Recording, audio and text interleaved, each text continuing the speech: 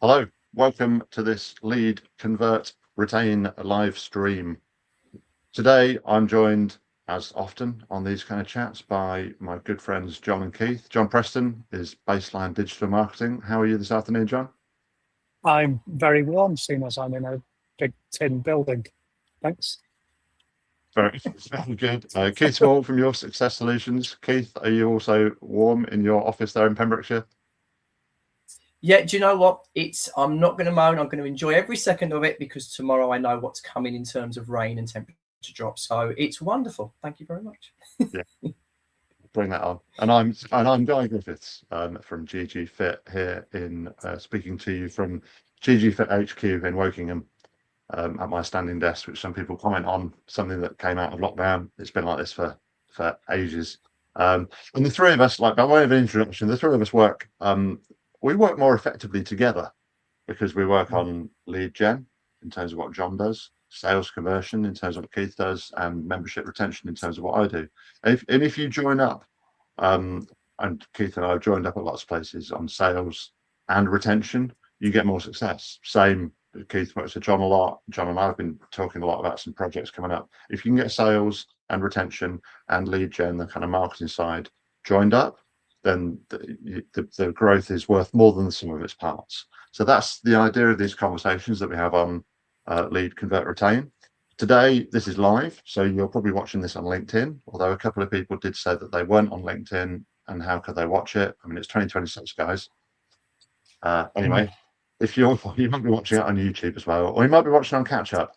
Whether you're watching on catch up or you're watching live, please drop any questions into the comments. We'll pop them up on the screen. If you've got a question specifically for one of us, to say what it is and pop it in there, or just say hello. We quite often get a bit of banter and communication and conversations going along on the side. So do say hi or ask questions as we go through, or even if you're watching this on catch up, drop a question into the comments. We're not going to get back to you straight away because we don't, or despite what some people believe, we don't sit on LinkedIn all the time, all day. But we would love to hear from you because more questions and comments, the better we can ask and we can kind of share stuff. So what we're going to do is we're going to run through three areas. So lead, convert, and retain. But we're going to kind of do that 3 times. So John's going to kick off with leads, his first kind of idea on that. Keith's going to do a bit, I'll do a bit, and then we'll go around a few times. But as I say, an hour or so with questions as we go. And if you're not asking questions live, then we will ask questions of each other because we like to challenge each other and always learn more. Where do you want to kick off? I mean, we should kick off with leads. I think that's the natural place to start. And you're on the left, I think, today, John. So what do you want to talk about first? So yeah, it's going to come into kind of three very short parts, and I'm going to put a bit of a presentation on here. And this is really all about identifying who we're going to market to, so we're actually creating a message that resonates. And there's 2 stages to it, and then I'm going to show it again to create 1 million pieces of content, which are absolutely perfect for the messages you're going to put out. So really simple, easy, actionable stuff. So I'm going to just put this presentation up. Just checking if you share it, I can then pop it on the. I'll add it to the stage. There we go. Okay, if you can see that. So yeah, this is really, again, talking about the ideal member, so that we're actually creating the right message for our audience. And the first part that we're going to go through for a few minutes now is just defining who your gym serves best. And this is really down to the fact that I've talked about this a lot, that a lot of people will come in and just start advertising and talking about different areas of the gym. But to create a really strong campaign and message, we need to start well before we put any content out. And that's really to avoid, if you try and put something out which is really generic, so trying to resonate with everyone, you don't actually resonate with anyone because you're not actually hitting any of those pain points. So it's stopping selling the facilities and starting showing the right people how the gym's going to help them. So before you speak to your audience, it's time to do a bit of homework about your own facility. So reflecting on your own facility and where its strengths are, analysing your current membership and past members, why they're staying, why they're leaving, understanding their deeper motivations by generally speaking to them, and then creating these detailed profiles. And this is something that you really need to start doing straight away, because then we're going to create those services and messaging, which is really tailored to our members. So we start with the audit. So which programs or classes are strongest and working really well? Which areas are the best experiences? Why is your club different? And then what are you looking to promote? There's no point promoting a class which is absolutely hammered with a massive waiting list if no one can actually get on it. You might as well look at which ones do we need to put some more effort into, and why are the people who are going to it and love that class going to it? And then look at the success patterns. So which of your members, again, your team in club are going to know this. Who's really engaged or has been there forever? Who are referring friends and family? Who has made this absolutely part of their life? These are the members that we want. And then how to get that. Your data, your attendance, feedback and reviews. And really why that's so important is because if you're getting reviews from people and speaking to people, you're getting their language and terminology, which we can then use to talk back to them in exactly the way that they refer to the service or gym.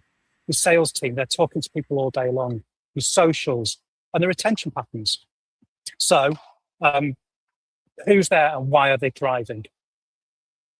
And then to turn that into actual profiles. So an example here, Rachel, she's 42, busy professional, parent, looking for strength, energy, consistency, returning back to the gym after a while. And really, the challenge is time and confidence. So number one, what's the motivation? Number two, why hasn't she joined already? What's stopping her? And three, how does that work around a current routine? So what we need to build is name, age, occupation, lifestyle, goals, why she's looking to join, fitness level, hobbies, interests, brands that she follows. So that's really sort of important when we're kind of just starting out and trying to target specific people with things like adverts. And if a certain person generally would like a certain brand, we can use that as a target. Common challenges, and then the kind of best channels and language. Like I say, back to that last point, that if we're interviewing members of the gym, then we can actually talk back to them in their own language. And then aligning that service and message. So I won't go through all of these, but if we say the need is time, then the response is to give express workouts and flexible classes and easy booking, but the message is fitness that fits around your real life. So you can see how we're not going to talk about express workouts, but we're going to talk about what the benefit is and accountability. We all know that things like having a PT, the biggest benefit of that is you're going to have to explain to some PT why you've not stuck to your diet. So keep on showing up with people who help you stay on track. Different personas are going to have different problems, and they're going to hang out in different digital spaces. So younger people, you might want to put this out on Instagram, slightly older, middle-aged, more Facebook, a lot younger, maybe TikTok. So really you want to talk to the right person with the right message at the right time on the right platform. So that's the very fast and furious first element, which is really all about why you want to do this and the homework you need to do within club to understand the sort of people who are in there, why they're in there, and what they're there for. Perfect. Keith, you're on mute. You're talking, but have you got a quick... Now I'm back again. Sorry about that. Yeah, it's an interesting one. Follow-up question for John?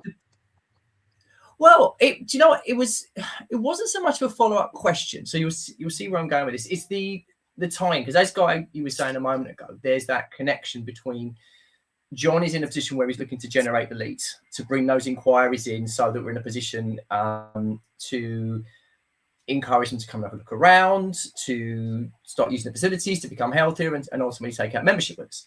And one of the things I find, and this is a question that comes up or a solution I'm asked to find, is we're generating these wonderful leads. We've got people coming through showing interest. I want to find out more. I'd like to come and see us.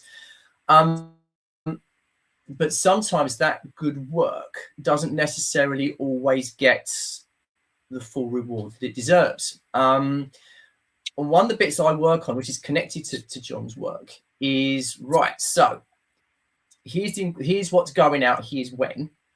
How are we prepared now for those inquiries that come through? Are details going to come through and we message them back to make a booking? Do we have a connection for a membership, a telephone number to be able to book them in? Because the response time for me in this situation is all important.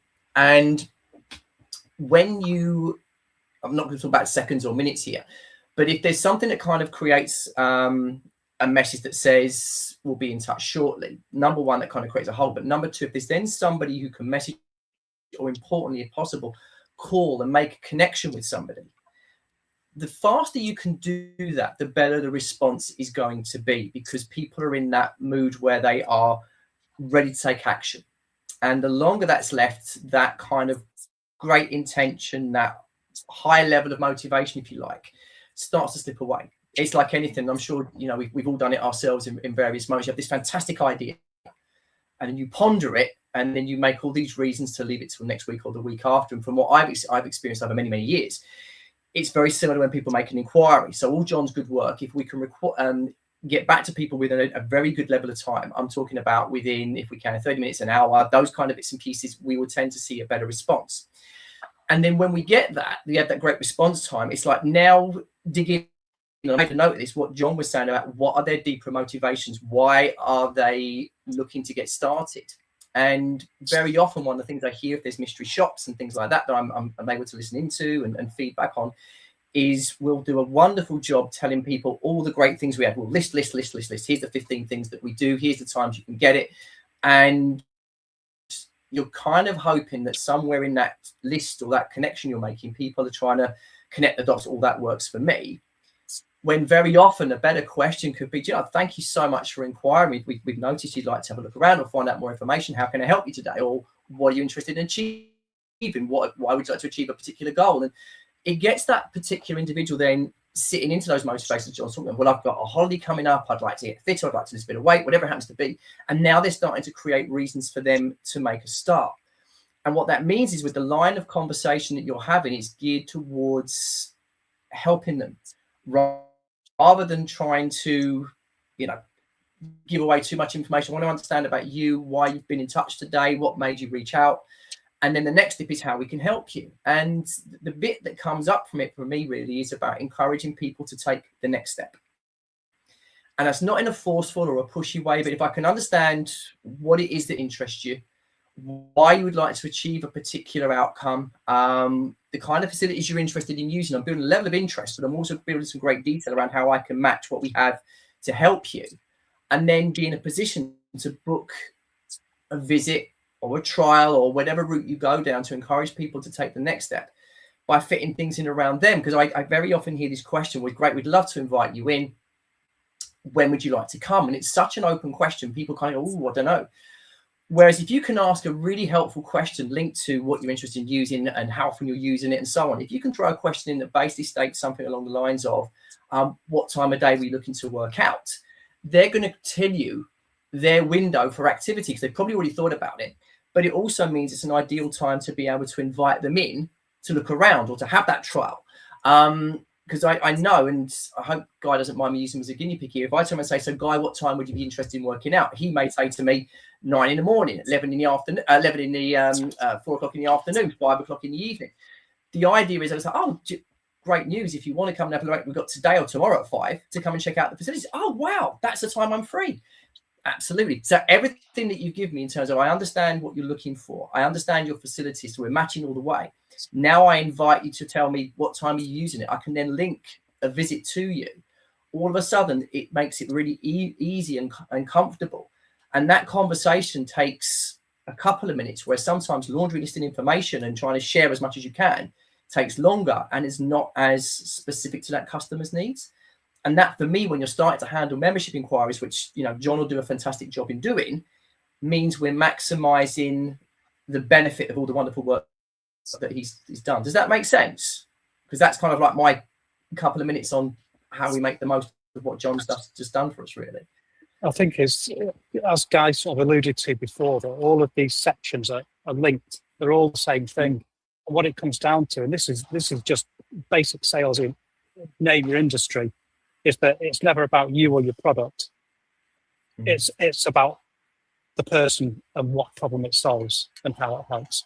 So if we're asking the question or saying we can help in this way, passing that information that this person's come in because they're interested in this to the sales team, they've got a great way to start. They know they're going in and they're asking more questions than talking.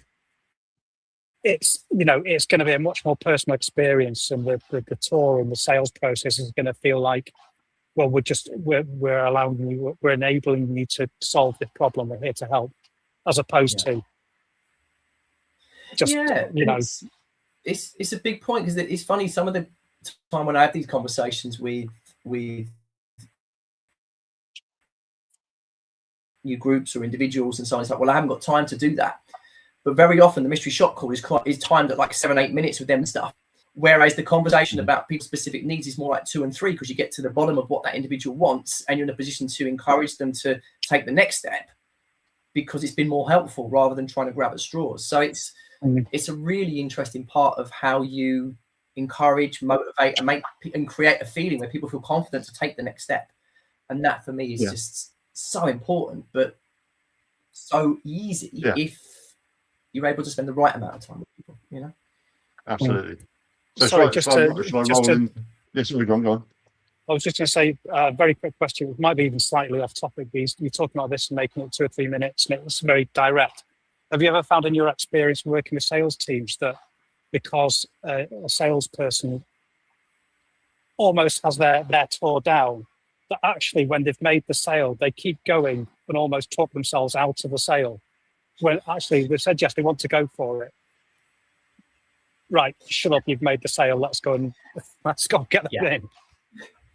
It's such a good point, and you see it done on, or I see it or I hear it as well on tours, but sometimes on phone conversations where someone's done a wonderful job of encouraging someone. They've asked a question, you know, what time I'd be using it. I'll be using it in the evenings after 5. Well, great news, we have 5 o'clock today, tomorrow to come have a look around. May I book you in? Yeah, absolutely. You book it in, you take the contact details, and then you hear this one question. You've done a wonderful job and say, is there anything else I can help with? So now all of a sudden you're extending the conversation, potentially then creating a barrier for visit. Look after that stuff when you come in. If you've done a wonderful job inviting somebody to come in, there's no need to ask, is there anything else? The winning question for me, which seals a call off, is you've booked, you've confirmed, you said thank you, but before you end it, you say, brilliant, well, I've got you booked in 5 o'clock tomorrow, Guy. Is there anyone you'd like to bring with you? You ask that question, there's a very good chance someone's going to go, can I bring my friend, my mate? And then all of a sudden, all that wonderful work that Guy talks about in terms of retention, having someone to work out with, having an accountability partner, you're tying it in from the moment they visit. If they don't bring a friend, fine. But if they do, you've got 2 people looking after each other now. So to answer your question, John, you can overdo it, but that's such a great positive. Yeah, great positive. So you can go back and find our, you know, we had probably a 20-minute conversation on referrals before, just talking about referrals. For me, they're a retention tool. Obviously, they're a sales tool as well. But I love that flow. You actually glossed over it you went over it quite quickly, and it's something that we were chatting earlier about Elevate last week. And I did a role play with Paul from Future Fit for Business about someone coming in and doing a sales inquiry in a regular club versus a health seekers club. Don't worry, I'm not going to go off on health seekers today too much. But one of the key questions was, I'm thinking of, I think I'm going to be a bit healthier, I think it was, but I don't necessarily want to join a gym.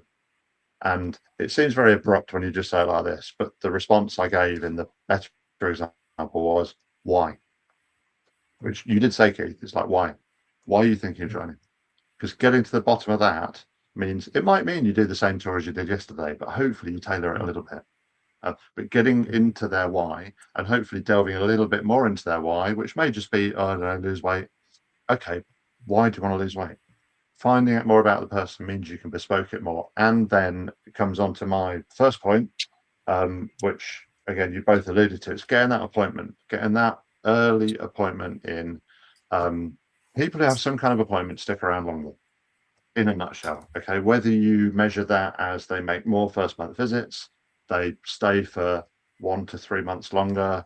They're more likely to be active in 12 months. You can measure it in all these different ways. They all allude to the same thing, which is longer retention.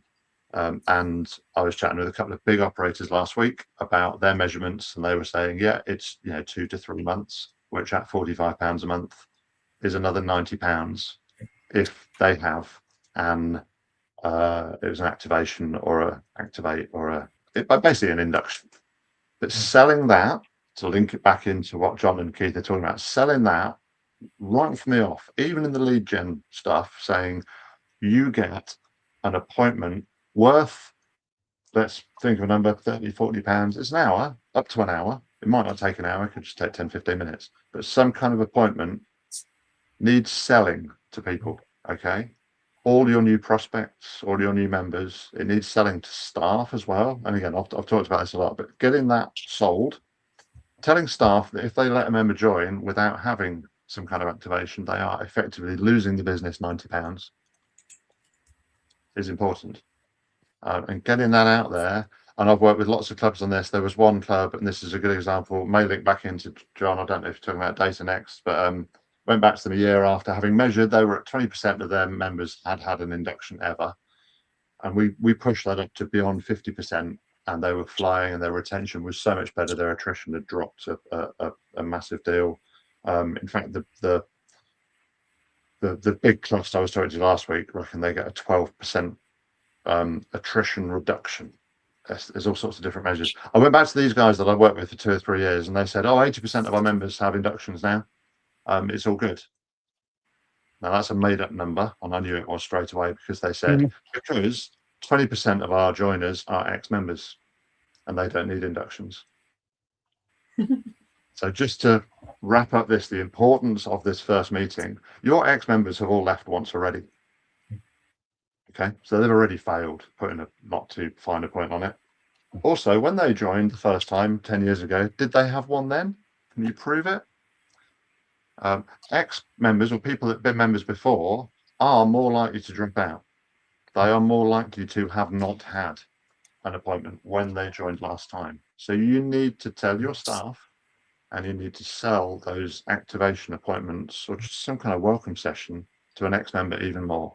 And the way I always sell them is by saying, if you have one of these appointments, you'll achieve your goals, you'll stick around longer, you're less likely to drop out and leave. Which on day one, that's what you want. So some kind of touch base, the retention people, Fitronics, retention management, keep me like, GG Fit, everyone says this, you need to sell more check-ins, touch base, appointments, activations with your new members. And people that have not had one, a month later, give them another bite. Send them an email that says, you can still have an activation. Did you know people who have activations are twice as likely to achieve their goals? So my first point, and taking the data through, is my favorite point, what I always go into, which is just getting your new members, get them engaged, get them starting to build engagement, build trust, because then the rest of the stuff just works better. Yeah, it's a great point you make, and there's something I'm going to drop in, which is slightly away from the point you're making, but you'll see where we're going with this. I'm going to congratulate Guy for something. The use of the word sales, selling, sold scares people a lot of the time, in my experience, when you're like, I have to set an appointment, I have to set. You may have had some kind of negative experience with sales. If you have, wonderful, because you know what the opposite looks like in terms of creating a positive feeling and creating a positive reason to move forward and make a purchase. If ever you hear the word sales, sold, selling in the context of leisure, health, fitness, hospitality, anything along those lines, it is a great thing because it's what you create. If you've been in a marketplace where you felt pressure or uncertainty or being made to make a commitment, you don't have to work that way. Take the word sales and selling as a positive thing, please, because it's actually a transaction. It is actually something where you're both working together. It's not me putting hand in your pocket and taking money forcefully. It is me encouraging you to take the next step if you're ready. But I'm going to show you why this is helpful to you so you're ready to move forward. So, Guy, thank you for that, because it's such an important point just to kind of raise. So appreciated. Yeah, sorry, John. But a lot of the work that you do, Keith, is taking that and helping people understand So helping salespeople or front of house or even fitness instructors understand that they do need to sell themselves, but actually what they're doing is helping people make the right choice. It's a choice. Yeah. And you're just helping people to have what they want. If you're selling health, it's a bit different to selling double glazing or second-hand cars, isn't it? Yeah, that's where the stories come from a lot of the time. But yeah, health is Yeah. is a wonderful thing, and you're encouraging people to look after themselves and prepare for anything that's coming at them. So yeah, thank you, Guy. Back to Leeds. What else? What else did you want to chat about prospecting Leeds, John? Yeah, so just to follow on from what we did before, was talking about understanding the club and who's in there and who we want to target. And we I talked about Rachel, who's our example. Now you understand that. What do you do with it? What do you do with it? That information. So again, I'm going to this is only 3 slides, so I'm going to head to that one. Over the professional. I think John just wants to make our heads a bit smaller on the live stream. Let me put it into the stage. I don't think I can make your head smaller. So, so we understand the personas. We understand the pain points rather than the features of the gym. We now need to start creating basically a list of topics we're going to talk about, so that we can build the best campaigns. So the problem, if somebody comes, well, I'm here because I want to lose weight. So what, as a club, can we do to meet that need? And that's the structure and the accountability and the support and that sort of thing. But then what does that actually mean to them? So if they do that, what difference is it going to make to Rachel? She's going to feel more confident and she's going to feel more in control. So the campaigns and the messaging is not, we're going to advertise that if you want to lose weight, come to our gym. It's that you want to feel confident and back in control of your life, and that you can, our gym is the place to do that. And to get to all of these real messages, I call it the sow that technique. So you need to keep on drilling down and keep on drilling down. So to get to that is, I want to lose weight. So what does that mean to you? So that I feel confident in my body. Okay, and what difference would feeling confident at your wedding practically mean to you? Oh, so I enjoy the photos instead of avoiding them. And so the real message is not, again, I want to lose weight. It's you want to feel proud, confident, and ready for the day that matters. So you can see how that messaging is very, very different from the goal to actually why they want to do that. So really avoiding the generic terms and motivation things. And actually, because we're talking to Rachel, we're actually talking directly to her about things that matter to her and that really resonate with her. So you can do this, and really, once you've got your own Rachel, and you can do this for as many times as you like for various different members of the club that you want to attract. Build up 10 specific pain points: so low confidence, lack of time, no routine, fear of judgment, or accountability, and then prioritize each one of those. Once we've done that, once you've got that list based on each of the people, so we've got one persona and we've got 10 different topics. Now, in the next section, what I'm going to do is show you how we can then continue to make content on each of those topics. So if we've got 10 different personas and 10 different umbrella topics, how to get 10 different subjects for each of those topics. You could end up with ideas, absolute laser focused, targeted ideas, talking directly to our personas. And you can have 10 different umbrellas with 10 different topics for each of those. You can have like 1,000 different pieces of content, all absolutely nailed on and specific. And that really that's how we build the campaigns. And it's probably an exercise that would take an hour for each persona. And it's so worth doing for each club. Nice. But you're involving staff in the club in that, right, John? It's getting obviously getting the management team involved, but I'm guessing the people that Keith is coaching as well, and really getting them to work out what their club's about. So I go into a club tomorrow. I don't know the members. I'm going to talk to people who do know the members. So it really is all about the people who are there at the coalface, who are there on the front line, who are day in, day out speaking to the members and know the members, or saying which members can we go and talk to, or can we get them to fill out a little questionnaire, and it's that sort of thing. So it's very, very much led by the club, because me as a consultant going in, I don't know them, so we really have to lean on that local personal knowledge that the guys have. You know, a lot of the gym staff, you'll see there's always one or two members of the gym team. They know everybody. They're always saying hello to people. They know absolutely everybody. They know their names. Those are the people. Those are the people you want to absolutely go and lean on. Instead, buy them a coffee and grill them for half an hour. Yeah, perfect. Sorry, Keith, what were you going to ask or follow on? No, I was going to tie in with what you said there, but the bit I'm going to connect to on there is, as you said, in terms of how my conversation would then go with those that are dealing with the inquiries, is the connection is incredible, because what John has mentioned, there's a couple of things. He said we're looking for the pain points, which means when you're showing somebody around the facility, when they're in the building and you're helping them, you're now becoming a solution finder. Here's how we can help you. And people will probably be familiar with this, but when you are showing somebody around the facility, there's different areas. You've got features of what you can see. So we've got, you know, a 25-meter pool. We've got 80 classes a week. We've got 120 station gym, which is state of the art. Brilliant. But how does that connect to me? Whereas the benefits of those things will be connected to how we can help them. Their whys, as we talked about a moment ago. And it's about encouraging them to think about that, how it makes them feel, so that they're building a connection to the facility and what it's going to help them achieve. So as John said about, you know, how I'm going to, you know, lose a little bit of weight, tone up, so I'm going to feel confident in the photos. I want to be there. And it's about creating those things by asking some great questions. And one of the things John mentioned was when people come in, an inquiry form. Now, whether that is digital or whether that's on a piece of paper or a piece of card, where people actually ask, why are you here? What is it you're interested in? They're getting a chance to think about it. The minute you start to think about it, you start to move, well, I'm going to come 3 times a week, and I'm going to use the gym, and I'm going to come at 5 in the evening. And all those things start to come to light in terms of the reasons they're there.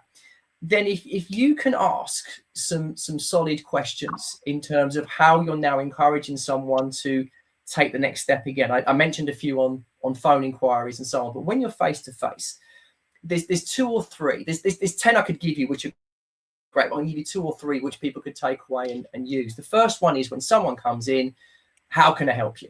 The minute you ask that question, people are stunned, because all of a sudden it gives them an opportunity to speak, and we're going to listen. And very often we don't get that, because you think they're going to be sold to it, to be like Dragon's Den. How can I help you? And you'll get people give you, well, I want to find out more information. I'm interested in joining. I feel like I need to get fit, lose weight, whatever it is. And then you're in that position with as you mentioned earlier, Guy, the why questions. And as John mentioned, you can, you know, help them go a little bit deeper with it. And the way you do that is when, you know, how can I help you? It's like, okay, so what would you like to achieve by coming?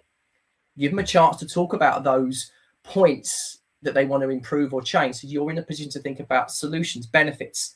So when I do show you around the facility, if we have got a 120 station gym, what am I connecting that to you in terms of how we can help you feel great for those photos, or enjoy that holiday, or be able to do that 5K run and so on. So you're building all reasons for them to visit, which is a connection to wanting to come.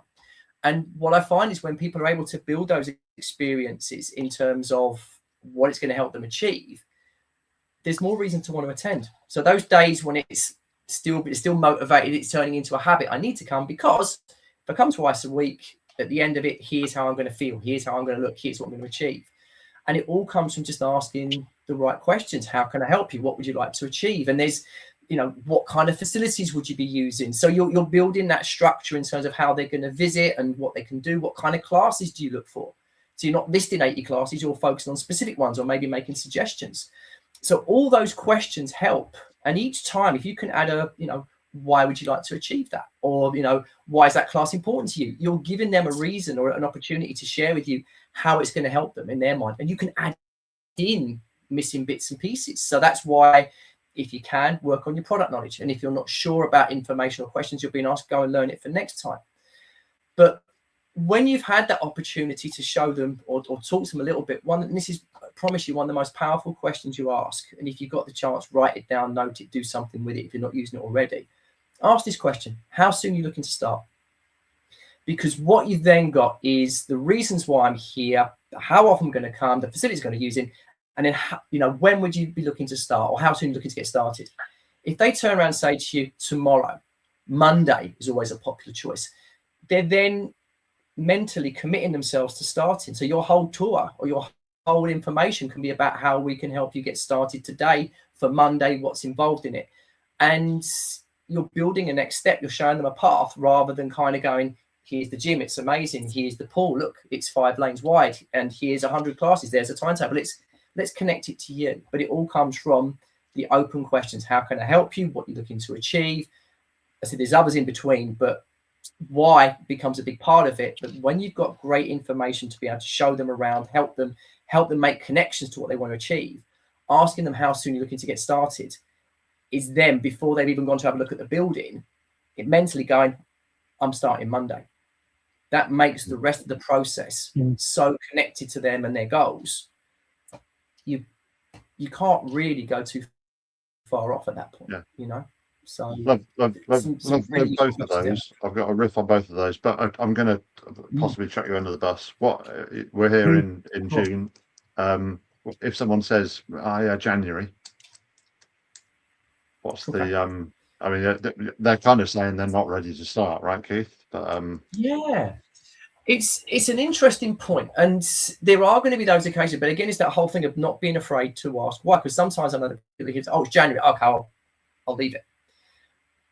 But there could be a barrier. It could be maybe they are tied in with another facility looking to make a change. If I understand that, then maybe what I can do is say I can create a communication chat. Okay, what I'll do is I'll check in with you again in a couple of months, let you know about any change we've got. Maybe what we can do is invite you in for a taster or a visit, just so you know how great we are and what you can expect here.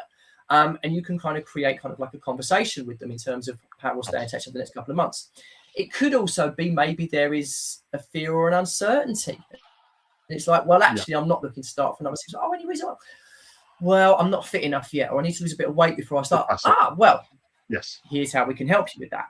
So you haven't got to wait. We can get you starting. Here's how we can do it. So again, you're giving them an opportunity to share what they want to achieve, but also understand what might be holding them back. So there might be genuinely, here's a solution we can provide, or it could be, let's open the communication up over a little while. So it's, you know, really great question, Guy, but certainly not one to be afraid or back away from. It's use it in a positive light again. Absolutely. And lean into it.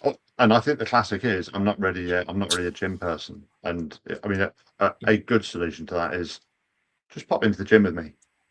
Let's go and have a look. Yeah. Because probably they're thinking lots of people with vests and short shorts, right?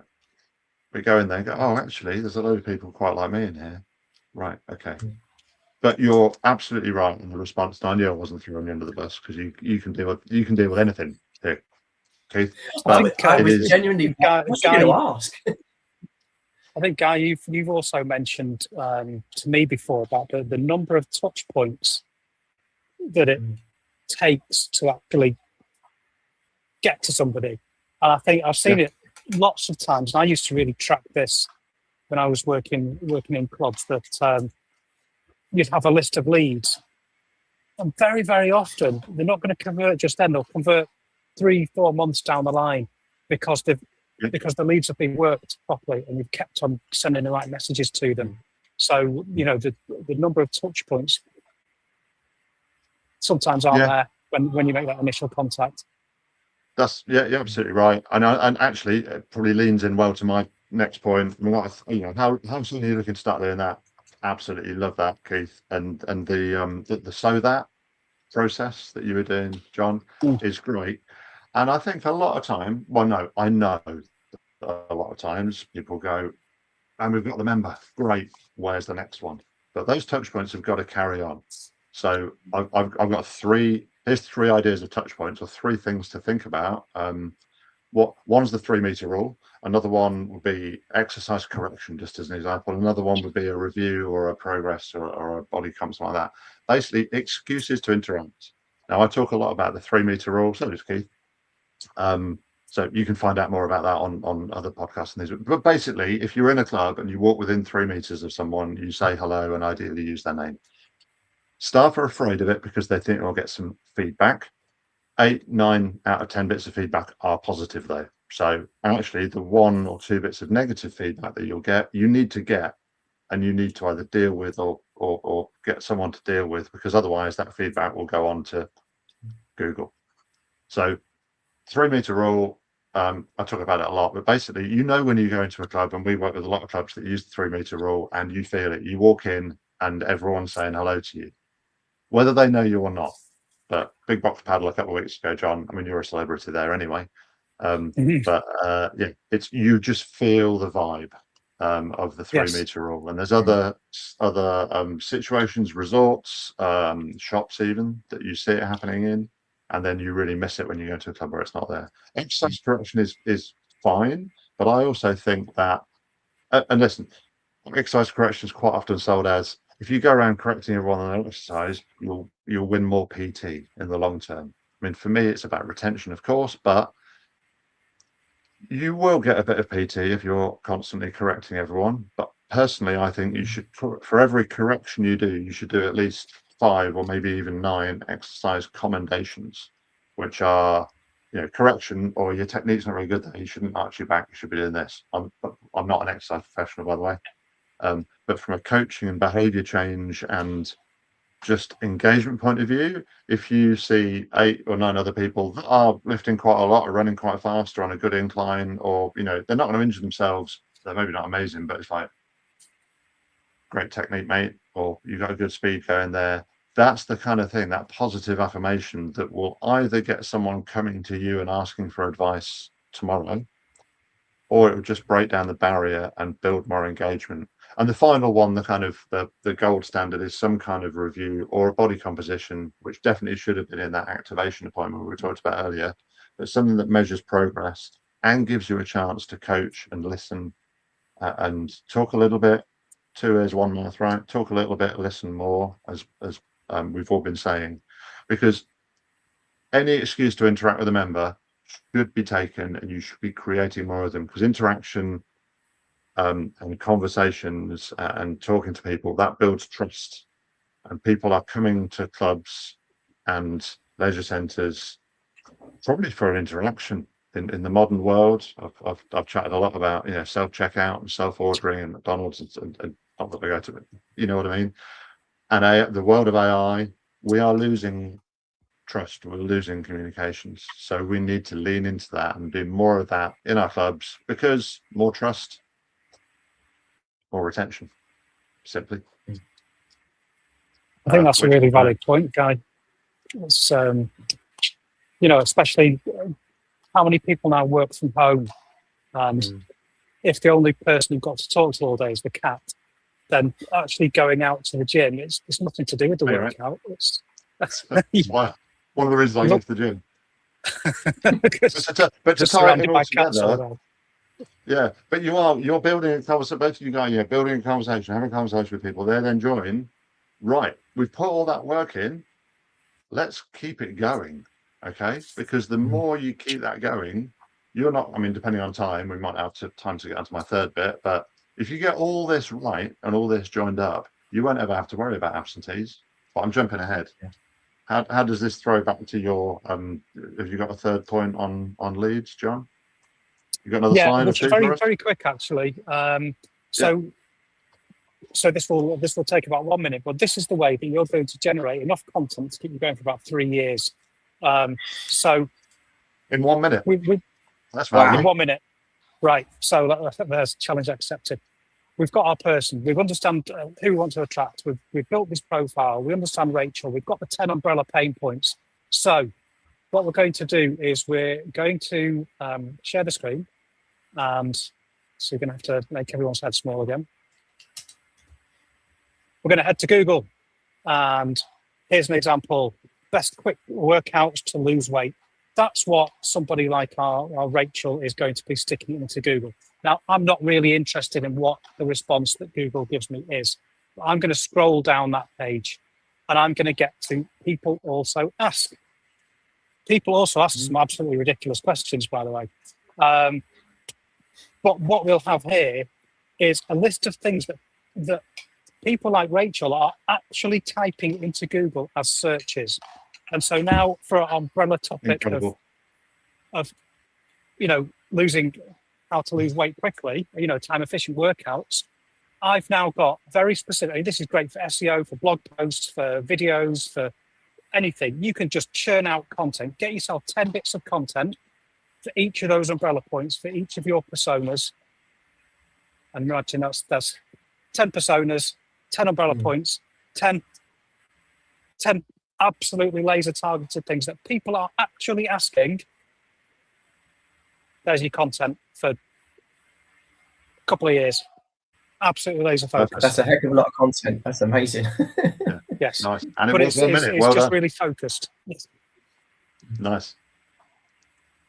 What do you say to that, Keith? How does that feed into the sales engine?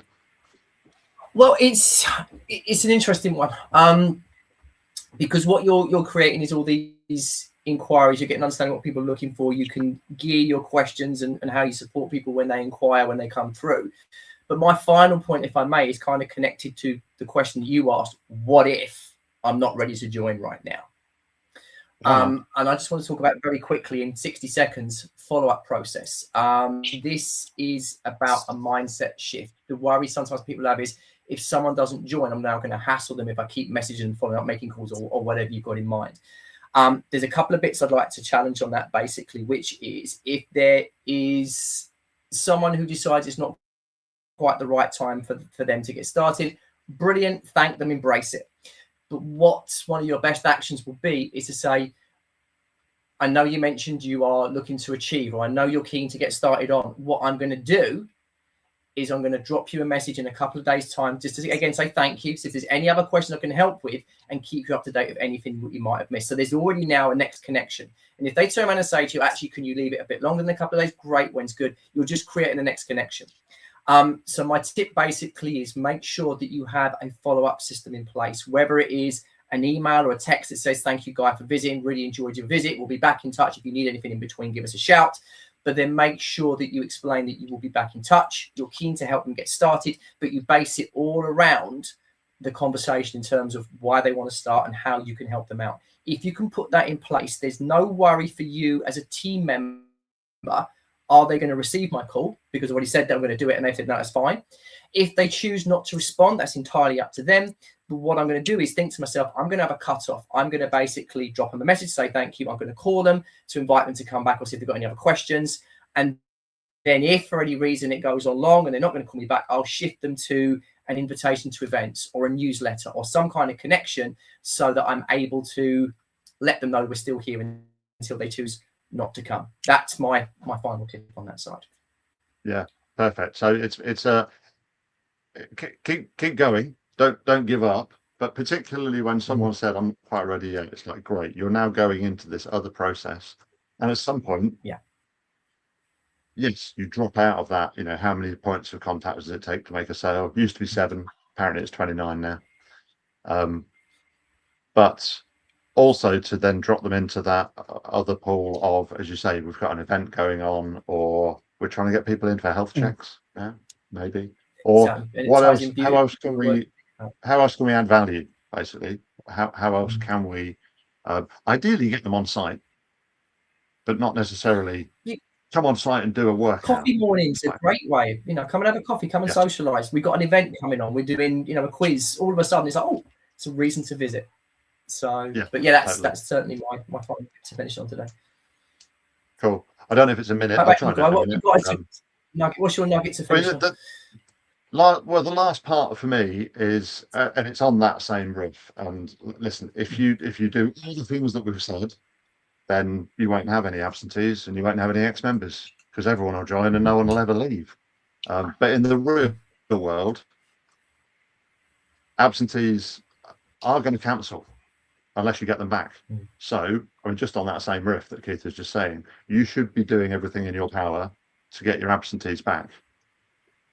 Don't start trying to get them back after 6 months because you will be on a hiding for nothing. Start after 24 or 30 days. And again, don't send one email because one email didn't help them join.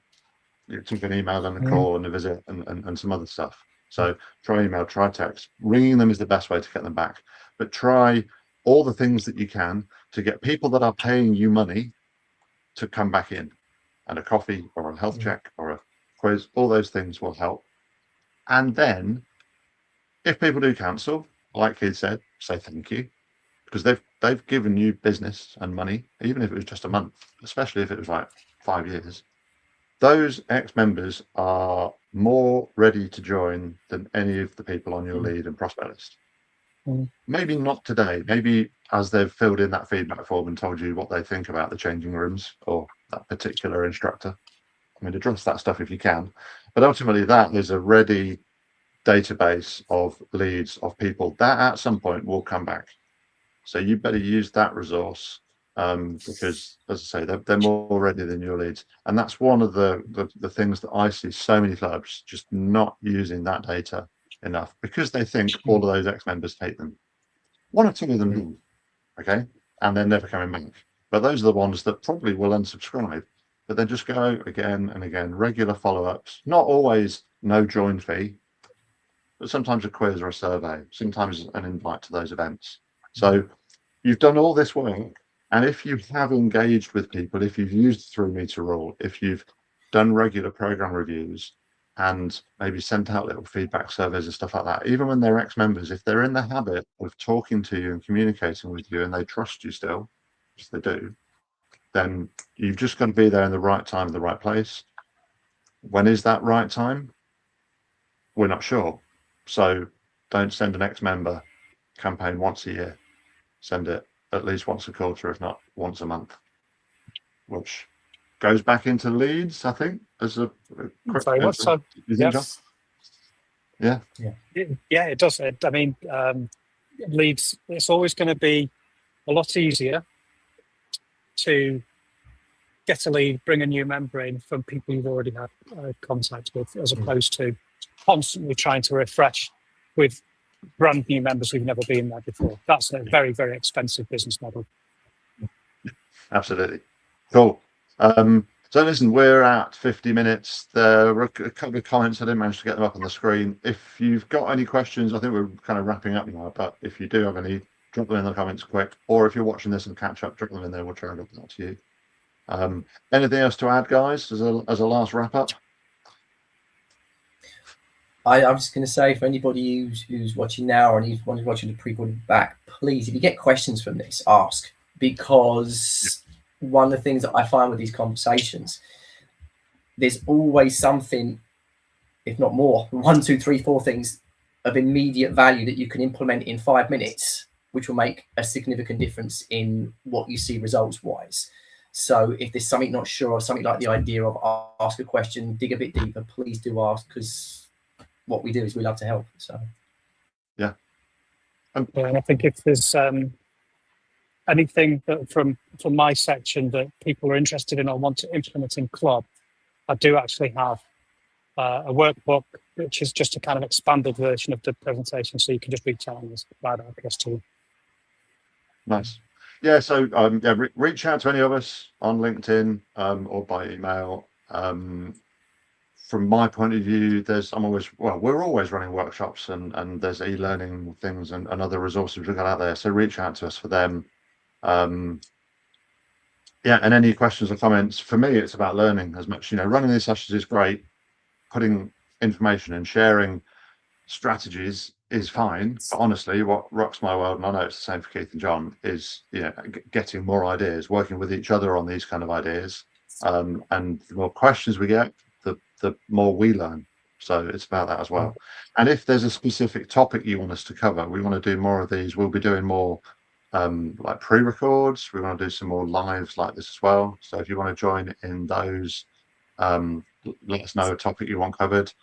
And finally, I mean, like and subscribe, obviously, wherever you're watching this, but share it with your friends as well. If you think there's someone else that would find this useful, then please do that. Guys, thank you again for joining us. I'm going to go and put my feet in a paddling pool, I think, and chill out a little bit. John, where's your nose? There's water fountains down there in Big Box Paddle, right? Is that where you are? Yes, yeah, I'm here at the moment. Well, I'm straight into another presentation also in here, so I'm going to be Okay. Getting Getting hotter. in that aircon office. All right. Well, thanks for joining me, guys. Really good to see you. And yeah, thanks everyone for listening. Look forward to seeing you soon. Take care, everyone.